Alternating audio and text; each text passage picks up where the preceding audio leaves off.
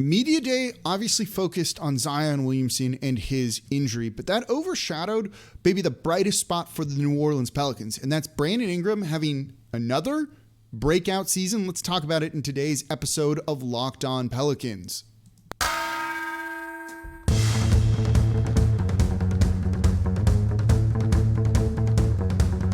You are Locked On Pelicans, your daily New Orleans Pelicans podcast. Part of the Locked On Podcast Network, your team every day. Welcome to another episode of Locked On Pelicans, the daily podcast covering your favorite team, the New Orleans Pelicans and NBA, part of the Locked On Podcast Network, your team every day, available wherever you get your podcasts, and now available on YouTube. And thank you for making Locked On Pelicans your first listen every day. We're free 5 days a week for you all. No one else coming to you like this, breaking down all things New Orleans Pelicans, giving you the news you want, the updates, the insight, the analysis. We're going to have it all as the season is kind of getting underway with Media Day on Monday, which was really about Zion and the news out there that is his injury and everything like that. And that overshadowed everything. We had to talk about it in yesterday's show. But I also really want to talk about probably the brightest spot, and that was Brandon Ingram, who came in and everything felt different, right, with him. He looked more assertive and like a leader. People spoke glowingly about him. He physically looked different too, with all the weight and muscle that he's put on. And it feels like he's kind of primed for a breakout year, which is kind of crazy to say after he has already been an all-star and already won most improved player in the NBA. But it seems like there's another level that he can reach this year. And Let's talk about it. Let's just dive into it. There's no reason to kind of wait here. So it started with David Griffin talking about Brandon Ingram and the way that he really organized a lot of the team activities. He had said that after the season, he went up to Trajan Langdon and David Griffin and said, like, what more can I do? And he talked about how he wanted players to come work out with him in Phoenix, where he was training this offseason. And they helped him do it. They got about 8 players there in Phoenix during the NBA playoffs, the NBA finals, to kind of work out together, to start to build some team chemistry and kind of start to get ready for the season. In a year or after a season that just sucked, right? And Stan Van Gundy sucked the life out of the room. And look, Brandon Ingram hated him. And they had to fire Stan Van Gundy just because he graded on everybody, to kind of, decompress from that for a little bit right after the season and then move on and get ready for next year and be able to kind of compartmentalize that and not necessarily hold a grudge against the organization or anything like that. I think that speaks very highly about Brandon Ingram and what he wanted to do. He was also very instrumental in getting the guys together in Nashville to go and work out and start some of the offseason training to begin build team chemistry, to kind of get on the same page. Those little things like that can kickstart a team's year in a very positive manner. The year the Lakers won the title, they spent about a week and a half in Vegas. They're trying to replicate that right now, led by LeBron James, organizing some team activities there.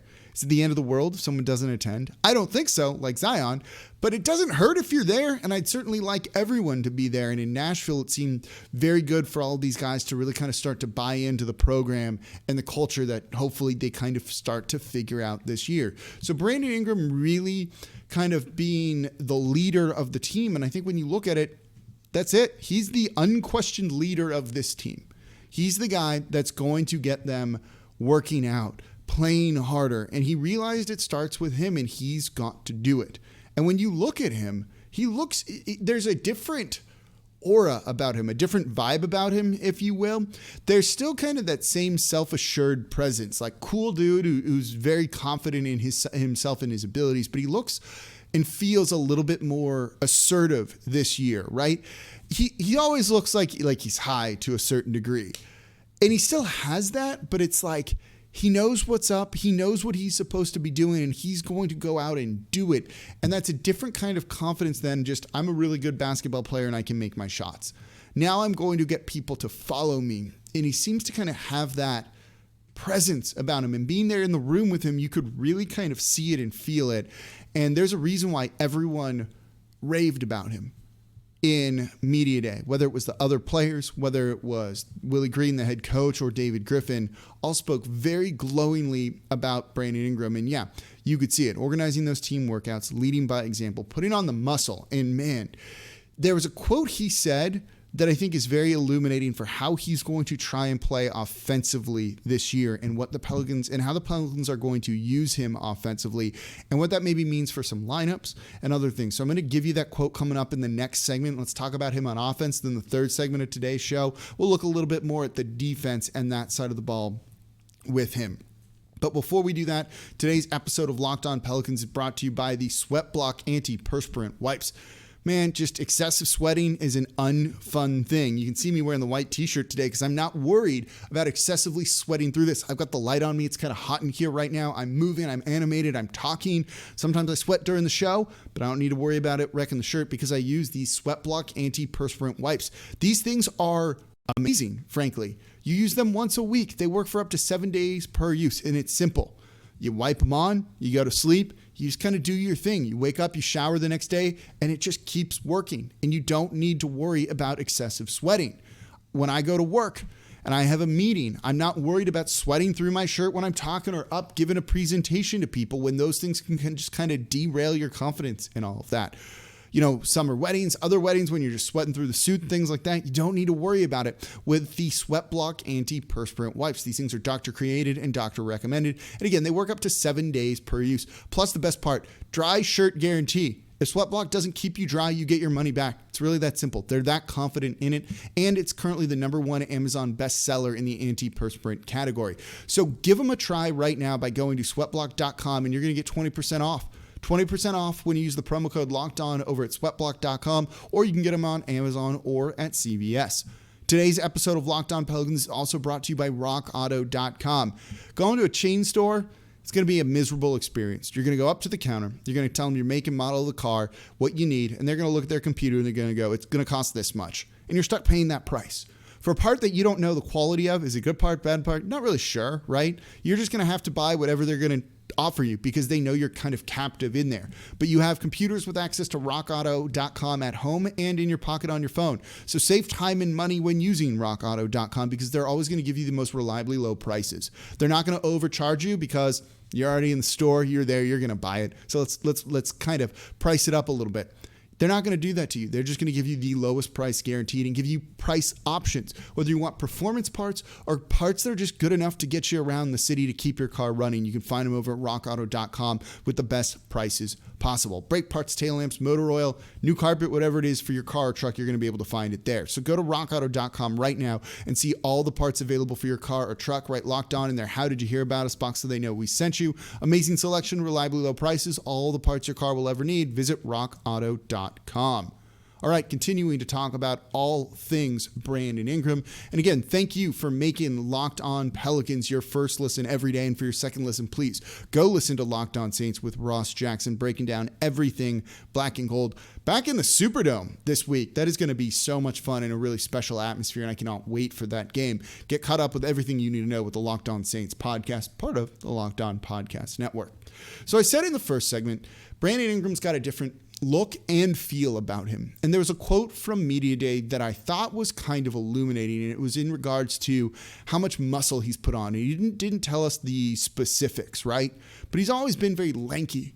But you could see it. He looks more muscular, which probably helps him kind of be a little bit more assertive. And this is what he said in regards to kind of the muscle game, muscle watch here in training camp. And it goes, I thought it would help my game out a lot. Just the way I'm playing. Driving to the basket, taking a lot of contact. I want to be able to deliver the blows, being able to finish, being in good low positions, and being able to finish. It was something I just wanted to work on this summer. So this is illuminating for a number of reasons, right? Last year, and I've talked about this, I think he fits with Zion, but he was primarily kind of a jump shooter, I think, to a degree last season because the spacing was bad, particularly with Steven Adams out there. His shots at the rim were basically cut in half. He didn't take nearly as many as the year before, and I don't have it up, and I'm pulling it up right now, so bear with me here for 1 second as I pull up his shot profile. But that quote, right, seems to tell me that he's going to start to get downhill a whole lot more and to start shooting at the rim more so than he did last season. I'm comfortable with him taking mid-range jump shots because his shooting is that good. But at the same point, this is a guy who last season shot 67.7%, 68% on 0 to 3 feet at the rim. If he'll take more of those, Yeah, sign me up for that. Only 14.4% of his shots were at the rim last season in 0 to 3 feet compared to the year before when they didn't have Steven Adams and a guy like Derek Favors in and out of the lineup. 24.8%, so cut it in half exactly. If he can get that back up into the 20s and shoot like he does and finishes at the rim, this is a good thing. But the spacing's not going to be perfect still, right? Like Zion, when he's out there on the court and healthy, is always going to command a presence down low and a response by the defense. So by bulking up and knowing you're going to be driving into more defenders and the spacing's not going to be perfect with that, it's not going to be wide open lanes for you to drive, this is just going to make it a little bit easier for him to try and score this way. Meaning he's going to probably do it more. I like this. Get downhill and attack the basket. And what we also know this team's going to do is run the offense through BI and Zion Williamson a whole lot, right? Like those are going to be the two primary ball handlers for the team, not the guards. And Willie Green did say the guards, in their rotation is going to be set in training camp and they're all kind of competing for jobs. So right now you don't really have a primary ball handler in the backcourt, but you have one on the wing in BI and one in Zion Williamson down low. Using Brandon Ingram a little bit more creatively, maybe more in the pick and roll, is a way to go about doing this. So if he's going to be the ball handler in the pick and roll, knowing he can pull up and jump shoot if he needs to, but also knowing that he does need to be a threat attacking the basket a little bit more than he was last year, and knowing the spacing's not going to be perfect. So to mitigate that, I'm going to put on more muscle. Sign me up as a pick and roll ball handler. Last year, he finished in the 75th percentile. That's really good. They've also talked about maybe posting him up a little bit more, similar to kind of what they do with Zion, back to the basket, get him the ball, let guys kind of rotate around him and force the defense to account for the guy with the ball, move around so you find an open shot with good decision-making, something Brandon Ingram is capable of doing. Yeah, that sounds good. But if you want to play in the post, you need to play with your back to the basket and body guys up, right, kind of going into them. You're going to need more muscle for that. So the way Brandon Ingram wants to play needed him to bulk up a little bit more. If you're just going to be that jump shooter, it's fine. You don't need to add the muscle on. But you want to get down low, deliver some blows, and get guys out of the way and know you can finish through contact because you're stronger, that's going to work. And that's what it sounds like he's going to be doing this season. So I'm very excited about the type of offense we could see from him. And look, when you combine that with the jump shooting and maybe some better spacing, I'm pretty, I'm in the mindset that he could have a bit of a breakout year. There's no reason he can't elevate from 24 points per game to 27, something like that. Is he capable of averaging something like 27 points, 7 assists, and 5 or 6 rebounds? It's not far off from it now. And if they're going to run the offense through him a little bit more, I think it's definitely capable that he does something like that. And the new muscle that he's putting on, if he's able to keep it, right? When you're working out, that's great. When you're playing a whole season and things are going, I don't know if he can necessarily keep it on. But if he does and he's able to be a little bit more physical in his play, it's going to be really good. I also wonder if this does mean they're going to run Jackson Hayes with the starters a whole lot. If you want that spacing to be a little bit better, you've got to probably move Valanciunas to the second unit at some point, whether he's coming off as your first sub out like they did with Adams, and in comes Jax to kind of just be a better fit for the offense. And again, vertical spacing threat. You could just lob the ball up to him in the pick and roll or something like that, and you don't need to worry about kind of a dump off pass down low.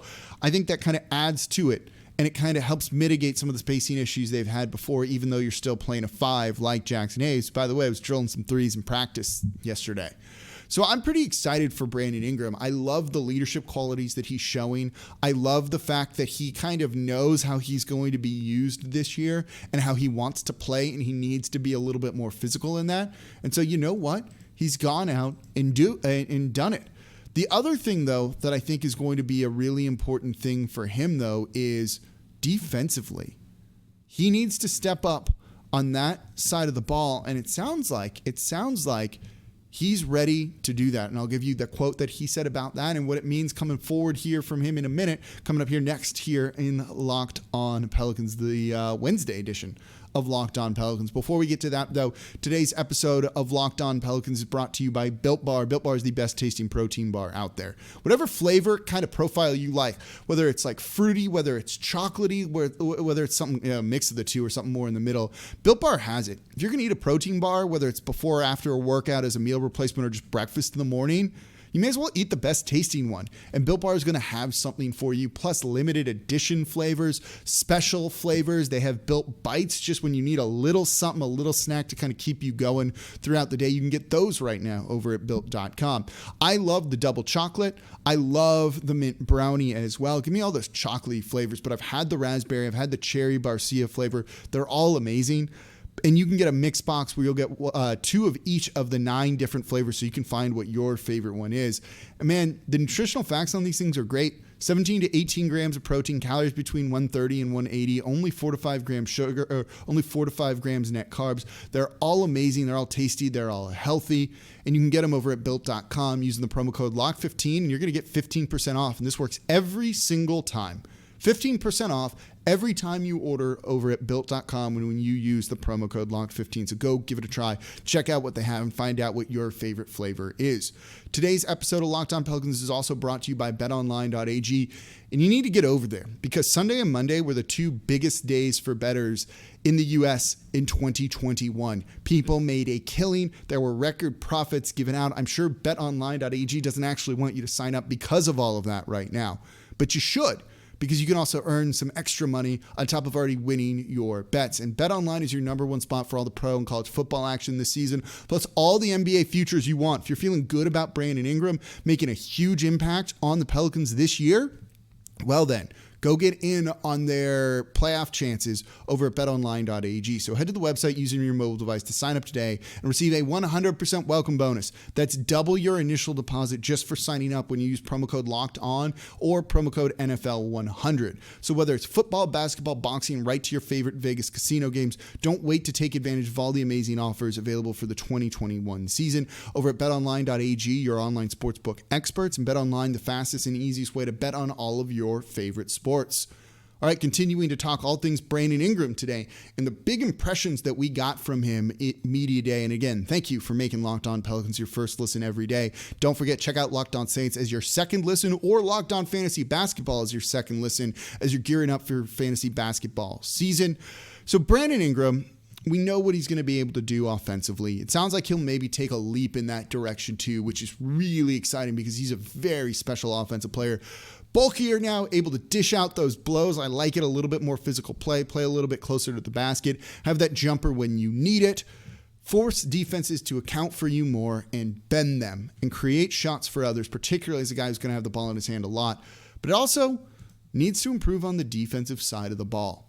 And when asked what he needs to work on, this is the quote that Brandon Ingram said, quote, "In my own game, the defensive side of the ball. I just want to have a better presence, hoping that trickles down to everyone on the team. Have that as our identity this year because we know we can score the basketball. It's important for us to dial it in on the defensive end." Scheme matters for defense, and I talked about this on Monday's show, how the Pelicans switched their scheme about halfway through last year and became a top 10, 11, 9th best defense in the league once they abandoned that terrible, terrible defensive scheme that Stan Van Gundy wanted to run in the first place. But the other part of defense is you just got to give effort on that side of the ball. And so many times you saw Brandon Ingram kind of like napping on that side of the ball, not paying attention, missing rotations, and like more or less just not caring, not giving a damn on the defensive side of the ball. It sounds like, at least according to this quote, that's changing, right? Like he wants to come in and he knows that and I've said this a lot last year, right? For them to get better on defense means just the 2 dudes who are the best players on the team need to commit. Zion Williamson needs to commit and Brandon Ingram needs to commit. And if you try hard on that side of the ball, it forces those other guys to try hard. They can't take plays off when they see Brandon Ingram giving his all on the defensive side of the ball. They can't, not care or not pay attention in Eric Bledsoe's, case if Zion Williamson is always paying attention and just locked in on that side. And so Brandon Ingram saying like, I need to be better about this. I'm going to do better on this side of the ball. And I'm really going to go out of my way to commit on the defensive side of the ball. He gets it, right? He says, I just hope that trickles down. He can't make someone be a better defender. He can just do his job and lead by example.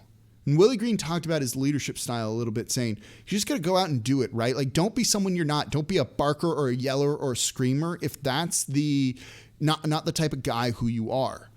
But if you're someone that can just go out and play hard and lead by example, and that trickles down to the rest of the team, Brandon Ingram is absolutely capable of doing it. And that's not something he's done entirely in his career here in New Orleans or his career in the NBA. But it sounds like he's going to start doing that this season. It's also media day, right? They're all going to say the right thing. Literally everything at media day on Monday was the right thing said by everybody involved. But now it's going to come down to, will we see it in training camp practices? Will we see it in preseason? I don't expect to see him play a ton in preseason, to be perfectly honest.